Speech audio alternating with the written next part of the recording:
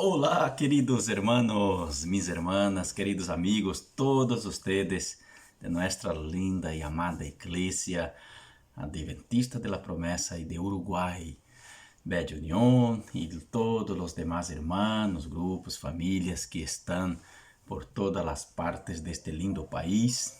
Bueno, a ustedes enderezo este video, pero de igual manera, con mucha satisfacción a todos los demás hermanos y amigos que porventura tuvieran acceso a este video, donde estén, ¿eh? Donde sea, nuestros hermanos, algunos ahí de Chile que siguen nos viendo, hermanos de algún lugar de Brasil, todos ustedes que sean muy bendecidos en nombre de Jesús. Hoy estamos empezando más una serie de estudios de nuestra escuela bíblica. Es el primer sábado de este segundo trimestre de año 2021, 3 de abril de 2021. Empezamos una serie de estudio, el sentido de la vida, el mensaje de Eclesiastés y Cantares. Bueno, esta serie de estudio tiene mucho a nos decir, a nos enseñar, y seguramente al final de más este trimestre de estudios bíblicos basado en el libro de Eclesiastés y de Cantares, seguramente nuestra vida habrá mejorado, crecido. Nuestra visión del mundo seguramente será mejorada muchísimo. Será ampliada nuestra comprensión de la vida. ¿Ok? Bueno, la primera lección tiene como título La búsqueda del sentido. De ver ahí, la búsqueda del sentido. ¿Ok? Bien, tenemos como objetivo de esta primera lección mostrar cómo el mundo que nos rodea y el conocimiento humano son insuficientes para dar sentido a la existencia, mostrando que solo en Dios está el propósito de la vida. Amén, gloria a Dios, bendito sea el nombre del Señor Jesucristo. Bien, tenemos como texto básico el versículo que está en el capítulo 1 de Eclesiastés, verso 2. Vanidad de vanidades, dice el predicador, vanidad de vanidades, todo es vanidad. Y, hermanos, este versículo tiene mucho a decir. Bien, a lo largo de este estudio vamos a comprender las implicaciones de esta declaración, de esta tesis que nos presenta aquí el escritor de estos dos libros sagrados, Salomón, el rey Salomón, hijo de David. Bueno, quiero compartir con ustedes para ya introducirnos en este estudio el texto de la introducción. Bueno, si tú estás con tu lección en las manos, ya podrá entonces tomarla.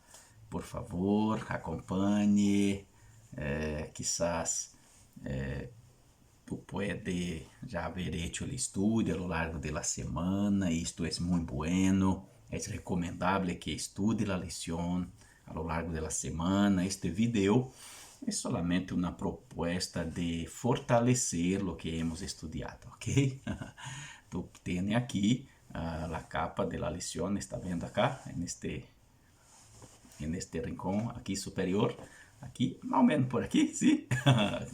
Ok, mira ahí esta lección, si le falta, nosotros ya la dispusimos como una cortesía de la Junta General de Misiones. Ya está en PDF para todos los miembros de la iglesia allí en Uruguay. Y si le falta a ti, por favor, entre en contacto con nosotros y estaremos providenciando para ti una lección. ¿Ok? Muy bien. Vamos entonces a la lectura y una reflexión en la introducción. Este es el primer estudio de nuestra serie de lecciones bíblicas titulada El sentido de la vida, el mensaje de Eclesiastés y Cantares. El sentido de la vida, el mensaje de Eclesiastés y Cantares. Tiene mucho a nos decir, por lo tanto, se acomode ahí en su sillón o donde esté y aproveche al máximo lo que vamos a aprender de hoy, que es muy importante. Muy bien, comenzamos con el libro reflexivo de Eclesiastés, cuyo autor se identifica a sí mismo como el predicador, ¿ok? Como el predicador, conforme se puede ver en versículo 1 del capítulo 1. En hebreo, la palabra traducida como predicador es Qohelet y puede significar maestro, sabio, orador. Qohelet proviene de la raíz Keachel, utilizada para referirse a la reunión o asamblea del pueblo de Dios. Muy bien. Este predicador, hijo de David y rey de Jerusalén, no es otro que Salomón. ¿Ok? Bueno, la gente del mundo venía a escuchar su conocimiento. Por ejemplo, una información que tenemos en segundo libro de Crónicas, capítulo 9, versículos 22 y 23. Venían personas de muy lejos, personas importantes, desde los más legos, de las personas más simples, hasta las más eruditas, como reyes, reinas, viajaban de lejos para tener la oportunidad de escuchar el rey. Bueno, el Señor le había dado mucha sabiduría, ¿cierto? El libro resume la sabiduría que enseñaba a la asamblea del pueblo de Israel, pero también a los gentiles que venían a escucharlos y llegaban a conocer a Dios con sus sabias aclaraciones. Salomón fue el monarca más sabio y más exitoso de la historia, y en esta lección vamos a estudiar su búsqueda del significado de la vida. ¿Ok? Muy bien. Entonces, vamos a seguir adelante. Tú tienes ahí, puedes mirar en su lección, un primer tópico que está así: miremos el texto. Eclesiastés comienza con una tesis que es el resultado que el sabio alcanzó al final de su exploración existencial. Vanidad de vanidades, dice el predicador. Vanidad de vanidades, todo es vanidad. Eclesiastés 1, verso 2. Bien, ya es el texto básico que hemos leído ya en el inicio de este estudio. El término vanidad en hebreo es hebel.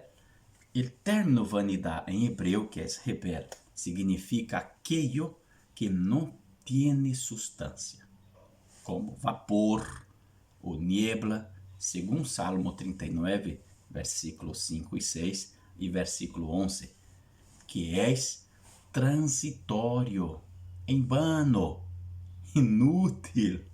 El predicador enseña que las cosas en sí mismas son una ilusión. ¿Cómo y por qué llegó a esta conclusión? Bueno, veamos lo que nos dice el cuerpo de este estudio, ¿ok? Entonces vamos a la continuación. Si tú mirar ahí en tu lección, en la página 12, tú vas a encontrar las dos primeras preguntas. Vamos a la primera pregunta. ¿Quién es el autor de Eclesiastés? Parece que ya hemos respondido esto, ¿eh? ¿Cuál es la tesis desarrollada por el autor en el curso de todo el libro? Oh, parece que ya también respondemos esto al leer el primer párrafo del primer tópico. ¿Y cómo llegó a esta conclusión? Bueno, vamos ahora en el primer ítem del comentario descubrir cómo llegó él en esta conclusión. La búsqueda es el primer tópico.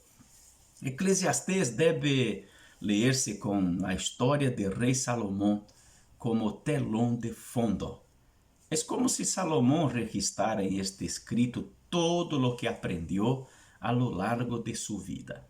Bien, en su búsqueda del conocimiento, la riqueza y el placer que disfrutaba, y en muchos de estos casos lejos de Dios, habiendo obtenido todo lo que gustaría lograr, llega a la conclusión de que las cosas en sí mismas no tienen sentido, pues todas son transitorias, todo pasa.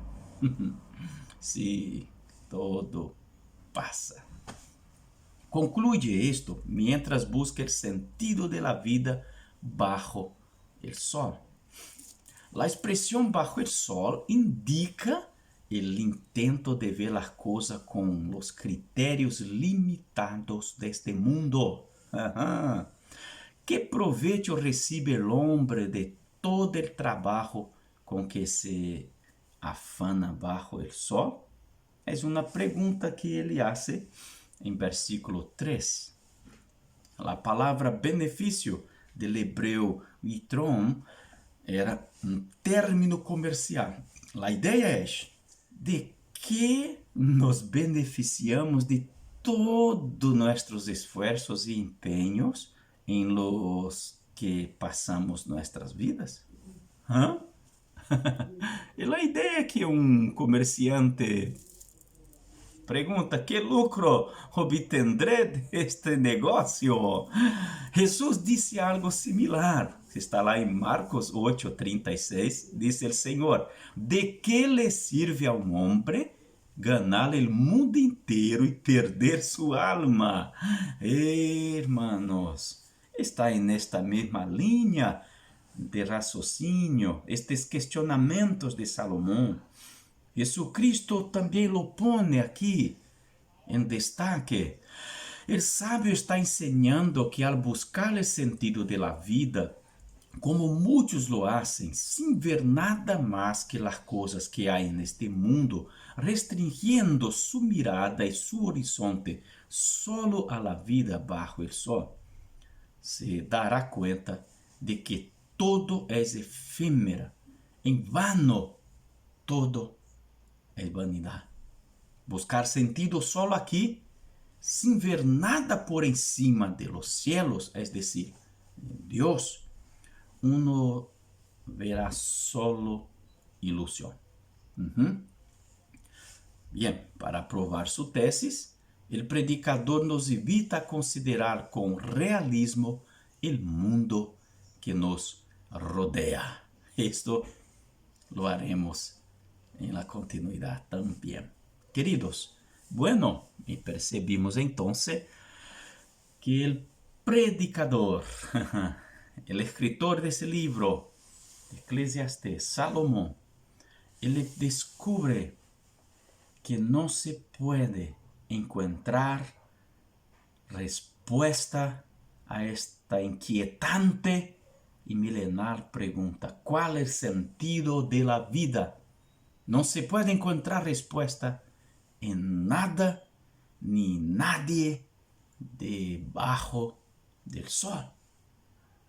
No hay cosas, no hay nadie, no hay personas, no hay acontecimiento dado históricos, no hay conocimiento acumulado, añadido, nada ni nadie te podrá satisfacer este anhelo, este anseio, este deseo de comprender cuál es el sentido de la vida, acá en una mirada, solamente con la óptica, con la lente de lo que pasa bajo el sol. Es necesario mirar con la lente de Dios. ¿Ok? Bueno, es lo que haremos en la continuación. Muy bien.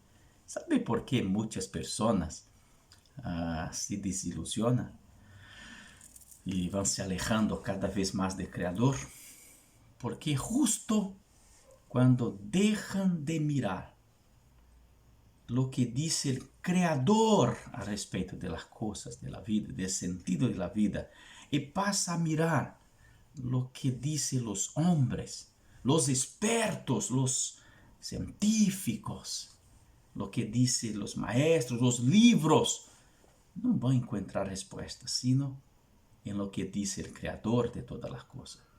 El Creador que, como veremos adelante, no es contra la ciencia, muy por el contrario, Dios no es contra la ciencia, Dios no es contra el conocimiento, el saber, pero la tesis del escritor de este libro es que nada la ciencia, el conocimiento, nada las experiencias de la vida aquí no son suficientes para responder esta inquietante y milenar pregunta. ¿Cuál es el sentido de la vida?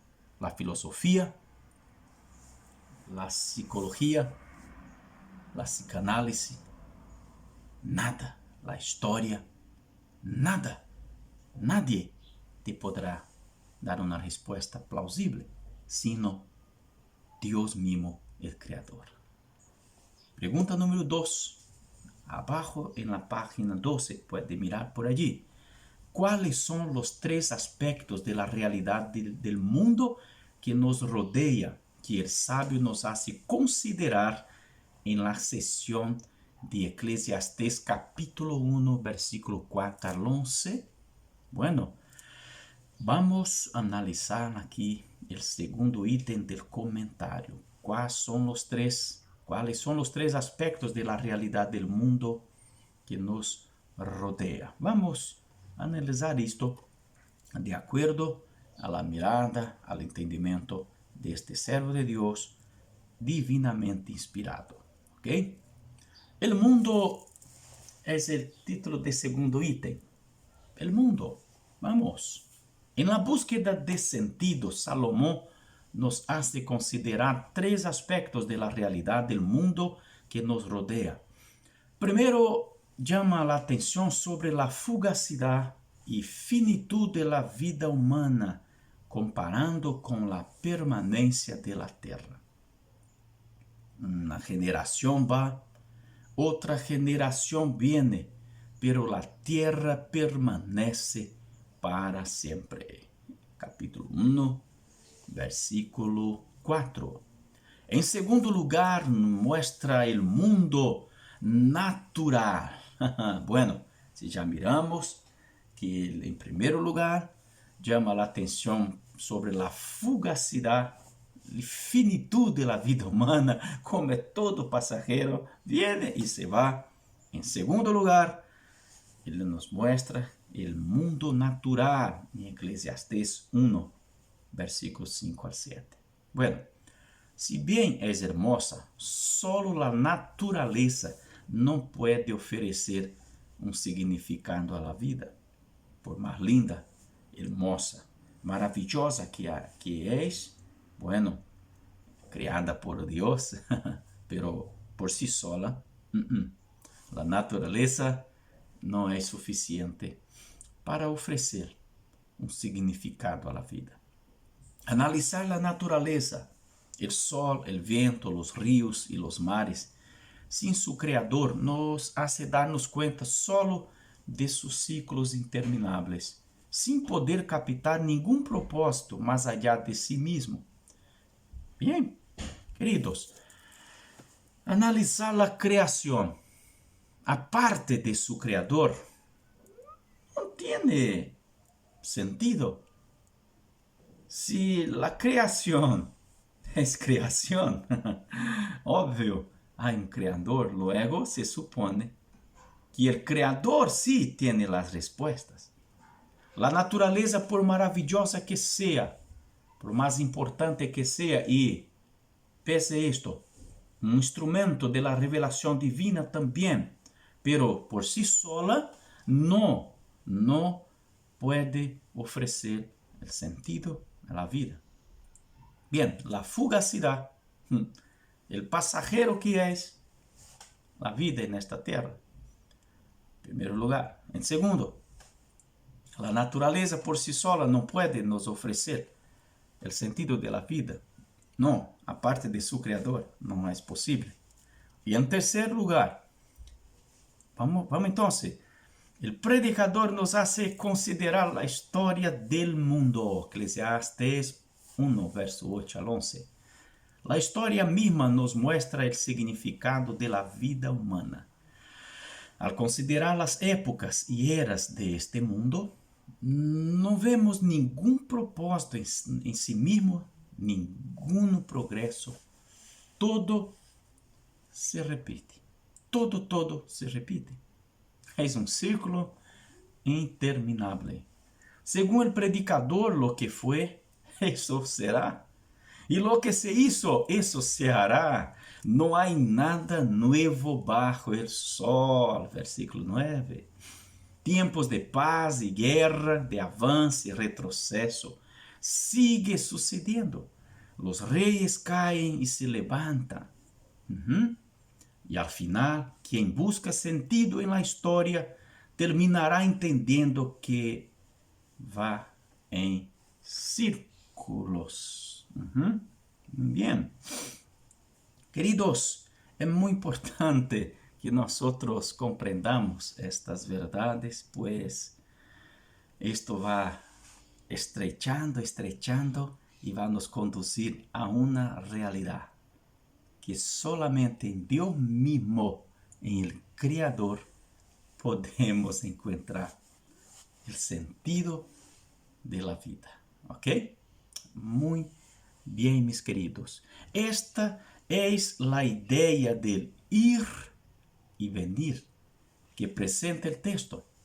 En resumen, si buscas significado solo en la vida, bajo el cielo, encontrarás solo la finitud humana, los ciclos de la naturaleza y la aburrida ida y vuelta de la historia mundial.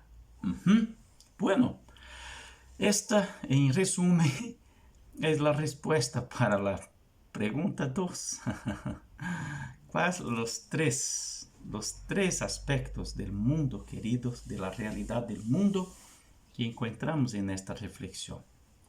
Bien, en resumen, nosotros encontramos que no hay significado en la vida. No encontramos este significado bajo el sol, ¿ok? Bien, acá encontraremos solamente la finitud humana. Encontraremos los ciclos interminables de la naturaleza y la aburrida ida y vuelta de la historia mundial. Bien, pero estamos caminando a pasos firmes hacia el único que puede darnos sentido a la vida. La tercera pregunta, y ahora en la página 13, al alto de la página, basada en ítem 3 del comentario conteste. ¿Qué enseña Eclesiastes 1, versículo 12 al 15? Acerca de hacer de la búsqueda del conocimiento humano el significado de la vida. Que estos versos bíblicos nos enseñan, querido, a respeito de la búsqueda de conocimiento humano como forma de encontrar significado en la vida. Vamos entonces al ítem 3 y demos respuesta a esta pregunta importante, ¿ok? Ya que el conocimiento ocupa un lugar importante en la vida humana, incluso el Dios mismo, Él exige que nosotros crezcamos en el conocimiento, obviamente, sobre todas las cosas, en el conocimiento de Cristo Jesús. De su palabra, Él dice también que por medio de su servo Oseas, que por falta de conocimiento su pueblo pereció. Ele nos dá ordem por meio de Pedro que crezcamos en la gracia, en el conocimiento de Cristo. También, queridos, además del conocimiento de Dios, de la palabra de Dios, Dios no es contra que tengamos conocimientos científicos, históricos, conocimientos de la vida bajo el sol. Solamente tenemos que rendirnos a la realidad de que el conocimiento todo bajo el sol no puede ofrecer sentido a la vida. Vamos entonces a confirmar esto. Después de buscar un sentido en el mundo que nos rodea, el predicador pasa a considerar el sentido de la vida como la búsqueda del conocimiento. ¿Sería este el sentido de la vida? El predicador probablemente al final de su reinado en Jerusalén, Eclesiastés 1:12, informa en tono biográfico que se sometió a un examen que fue tanto existencialmente intensivo como extensivo intelectualmente. Aplicó su corazón a buscar e investigar con sabiduría todo lo que se ha hecho bajo el sol. Con mucho empeño, con dedicación, con perseverancia lo hizo. Bueno, tarea dolorosa dada por Dios a los hijos de los hombres para ser afligido con ella. Esa fue la conclusión de él. Dios permite, dice el sabio, que las personas busquen encontrar significado en el conocimiento humano disponible en este mundo y así ver la aflicción de sin sentido en las cosas bajo los cielos. Dios deja, Dios permite. Y en algún momento el hombre tiene que chocarse con la verdad. Solamente enfado y cansancio. ¿Por qué lo hace? Porque solo entonces empiezan a mirar por encima de los cielos para encontrar el propósito de la vida en Dios. El hombre agota todo que se puede mirar en esta tierra. Todo el conocimiento, aunque lea todos los libros de todas las bibliotecas de todo el mundo, aunque investigue cada galaxia, cada planeta, cada estrella, el hombre no podrá encontrar respuestas sino en Dios mismo. El mero conocimiento humano no da sentido a la vida. He visto todas las obras que se ha hecho bajo el sol y he observado que toda es vanidad y correr tras el viento. Lo torcido no puede enderezarse y lo que falta no se puede contar. Eclesiastés 1, 14, 15. Si bien el conocimiento es bueno, no da sentido a la existencia ni proporciona todas las respuestas a los dilemas de la vida. Incluso con el avance del conocimiento humano, todavía existen enfermedades sin cura y males sin solución. Es verdad, querido. Bien, está ahí. El conocimiento humano tampoco sirve para dar sentido, para ofrecer sentido a la vida. Bien, finalmente a cuarta pregunta. ¿Qué resultado obtuvo el sabio en sus análisis en este primer capítulo de Eclesiastés? ¿Qué es la teoferencia? Esta palabra que no es nada usual, no es una palabra que se escucha todos los días, ¿cierto? ¿Qué es la teoferencia que defenderá en el curso de toda su escritura? Vamos a analisar entonces el ítem 4 y vamos a buscar respuesta a esta pregunta. Incluso vamos a entender este término aquí, teoferencia. Bueno, cuarto ítem, la síntesis. Bien, ya hemos analizado el primero ítem de este estudio, y que es la búsqueda. Después el segundo, el mundo. Analizamos el tercero, el conocimiento. Y finalmente, el cuarto ítem, la síntesis. Ya que Dios le dio un corazón sabio, Salomón fue el rey que superó a los demás en conocimiento. Al final de su vida escribe el libro con el telón de fondo de su propia biografía y trae un resumen de lo que aprendió. Aquí me tiene dedicado por completo a tratar de comprender lo que es la sabiduría. Conozco hasta las más grandes tonterías, pero también eso es como querer atrapar el viento. Versículo 17.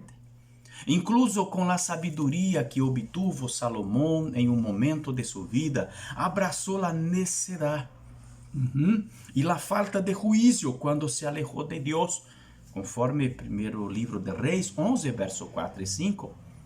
Así él entendió que el conocimiento sin Dios no ofrece el sentido de la vida y puede incluso intensificar la aflicción al traer crisis existenciales, conforme el verso 18. Aquí no hay rechazo de conocimiento como tal, sino solo la comprensión de que el conocimiento sin Dios se limita a dar sentido a la existencia. Aquí radica la cuestión de la teoferencia. En griego, teo significa Dios, que significa tener en cuenta a Dios en todo. Esto se debe a que sin Dios como referencia, la vida, el mundo, la naturaleza, la historia y el conocimiento no tiene sentido. Si no lleva a Dios en cuenta en todo, nada, la vida, el mundo, la naturaleza, la historia y el conocimiento no tiene ningún sentido. Teoferencia, Dios tiene que estar en esto. Con la lente de Dios debemos mirar las cosas y buscar comprenderlas. Muy bien, mis queridos. Lo opuesto de la teoferencia es la cosmovisión secularizada que ve la vida sin la prisma de la fe cristiana, sin Dios como una referencia a lo que existe, viendo solo las cosas bajo el sol. Salomón escribe correctamente porque lo tenía todo y se dio cuenta de que era insuficiente para darle sentido a la vida. Cuando Salomón habla de estas cosas, él lo habla con propiedad, con conocimiento de causa. Él tuvo todo. Y su conclusión es que todo es vanidad. Vanidad de vanidades. Todo es vanidad. Sin Dios, todo es vanidad. Nada sirve. Exactamente. Entendió que sin Dios toda es ilusión. La vida bajo el sol solo tiene sentido si hay un Dios más allá de nosotros. Esta es la tesis que el predicador a lo largo del escrito buscará demostrar, ofreciendo la teoferencia, es decir, la vida centrada en Dios como única manera de dar sentido a la existencia. Bien, tú puedes ver esto ya en el último capítulo de su libro, en versículos 13 y 14. Sí, queridos, nosotros debemos comprender, es muy importante que no quitemos Dios de nuestra vida. Que no intentemos vivir sin Dios, comprender la vida sin Dios, buscar sentido en la vida aparte de Dios. Salomón tuvo todo, mucha riqueza, más que cualquier otro, mucha sabiduría, más que cualquier otro, disfrutó de todo de esta vida, más que cualquier otro. Todo el conocimiento, toda la sabiduría, todo. Y al final, su declaración más contundente: vanidad de vanidad. Todo es vanidad. Aparte de Dios, ningún sentido. Solo nos resta una alternativa: es mirar la vida y buscar comprenderla por medio de la mente de Dios, de la óptica, de la lente del Señor Creador. ¿Ok? Bien. Nosotros llegamos al final de este primer tópico. Ahora, para concluir, vamos al segundo tópico. Miremos la vida. Son dos aplicaciones finales. Y nosotros tenemos aquí, en la quinta pregunta, en la página 14, así. ¿Es posible encontrar el sentido a la vida en la naturaleza? Ya vimos que no, ¿cierto? Está clarito. ¿O en la historia de la humanidad? No, ya está resuelta esta cuestión, ¿cierto? Bien, si la existencia del ser humano es tan efímera, ¿dónde puede encontrar el sentido de la vida? Reflexione sobre estos temas. Entonces, vuelve ahí al final de la página 13. En el segundo tópico, miremos la vida. Y ahí tú tienes, el sentido de la vida no está en el mundo que nos rodea, sino solo en Dios, en Dios mismo. Allí está el sentido de la vida, ¿sí? Según el sabio, apostar por el progreso de la humanidad o la civilización como sentido de la vida es una ilusión porque somos transitorios. Una generación va y otra generación viene, pero la tierra permanece para siempre. Eclesiastés 1:4. La permanencia y sucesiones interminables de la naturaleza con el ir y venir de ríos y vientos contrasta con la fugaz existencia humana. Versículos 5 al 8. No solo la naturaleza, sino la historia permanece en sus ciclos cuando nada cambia realmente. Versículo 9 al 11. Todo que se ve hoy ya se vio en el pasado, y lo que es, será. Lo que será, ya fue. Wow. Muchos esperaban que la historia progresara hacia un momento de paz sin males ni guerras. Pero esto nunca ha pasado. La naturaleza y la historia permanecen en sus ciclos mientras la vida del hombre se desvanece. Ciertamente todo hombre, aún en la plenitud de su vigor, es solo un soplo, conforme Salmo 39, versículo 5. El sentido de su vida debe establecerse en algo más allá de las cosas de esta vida, en Dios. El salmista entendió y concluyó: y ahora, Señor, ¿qué espero? En ti está mi esperanza. Salmos 39, versículo 7. Y ahora, después de entender eso también, el salmista encuentra en Dios, solamente en Dios, la esperanza. Bien, ahora, queridos, ¿qué piensas tú de esto? Es bueno el conocimiento humano, conocimiento de la ciencia. Creo que estamos de acuerdo que es bueno, pero ¿es suficiente para responder todas las preguntas y dilemas de la vida, del mundo? Seguro que también estamos de acuerdo que no es suficiente. Existen más preguntas que respuestas en esta vida, ¿sí o no? Sí, claro. En la vida tiene más preguntas que respuestas.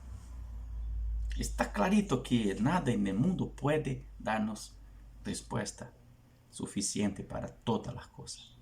Bueno, el sentido de la vida no está en el conocimiento mismo, está solo en Dios. La Biblia no tiene una postura anticientífica, no, al contrario. Muchos de sus autores fueron instruidos en la ciencia de su época. Exactamente, queridos. Nosotros encontramos como Moisés, por ejemplo, criado e instruido en toda la ciencia, en todo conocimiento y cultura egipcia. Nosotros encontramos mismo, queridos, como el propio Pablo, hombre súper dotado, súper entendido, lleno de conocimiento, de sabiduría, como o próprio Salomão, que é objeto deste estudo. Lo que o predicador está ensinando não é que o conhecimento seja malo, sino que tem seus limites. O conhecimento, aunque bueno, não é capaz de responder a todas as perguntas humanas. ¿Por que estamos aqui, por exemplo? Solo Deus pode dar resposta clara a isto. Qual é o significado da vida? Solo Deus pode responder satisfatoriamente a isto. A ciência não tem esta resposta. A ciência pode explicar biologicamente de que estamos hechos, pero não para quê, nem por que fomos hechos. O conhecimento também se vê limitado por não resolver os males incorrigíveis do mundo. Violência, hambre, injustiça e sem número de outros males, que quedam incluso com o avanço científico, apesar de todo o avanço. Queridos, lo torcido não pode endireitar-se, disse Salomão 1:15 de Eclesiastes. Por lo tanto, o sentido de la vida não está em el conhecimento mismo, sino en Dios. Sin Dios, toda la sabiduría se traduce em correr tras el viento, conforme el versículo 17 del capítulo 1 mismo. Sí, sin Dios, toda sabiduría, todo conhecimento, toda la búsqueda por entender, por compreender o sentido da vida é correr tras viento. É uma carreira perdida. Bien, estamos chegando ao final deste estudo. Quero então compartilhar a última porção deste estudo, mi compromisso. Al estudarmos algo, devemos comprometernos em fazer algo, então. E agora, sabendo destas coisas, que haremos? Que harás tu? Mi compromisso. Há pensadores e expertos que sostêm que a vida simplesmente não tem sentido porque todo o que existe neste mundo bajo o sol, em el que a história e a natureza continuam em seu ritmo cíclico, mientras que os seres humanos vivem uma vida transitória desde o ventre materno hasta a tumba. Quando sacamos a Deus de la equação, de hecho, lo que queda es un mundo sin sentido, ¿verdad? Queridos, saca a Dios de esta realidad y nada tiene sentido.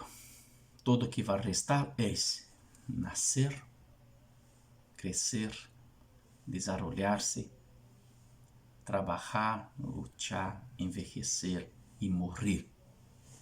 Esto cuando no se muere de joven, de niño, o de alguna forma inesperada. Todo esto es la vida. Pero cuando se pone Dios en esta ecuación, todo cambia.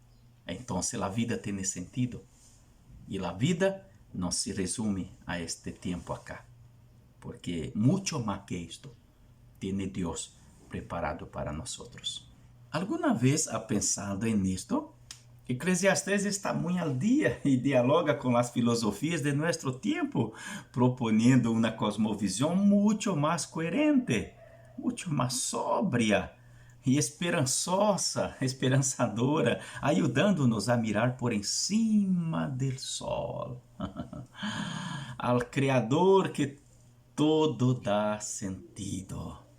Então, durante esta semana, tome-se um momento para ler o primeiro capítulo de Eclesiastes e reflexionar sobre o sentido da vida em Deus. Amém? Comparta isto com seus amigos, comparta este estudo com seus conhecidos, parientes, envia para eles e seguro valdrá a pena. Que Deus le bendiga, amigo e meu irmão. Vamos concluir esse estudo com uma oração de agradecimento a Deus. Padre Santo, querido Dios, muchas gracias por todo, Señor.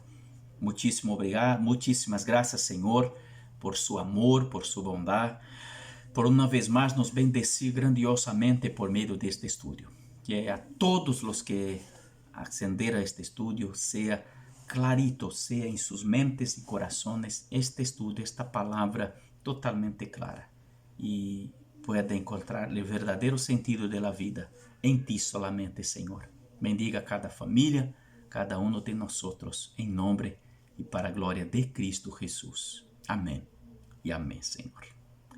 Que Dios le bendiga a cada uno de ustedes, donde estén.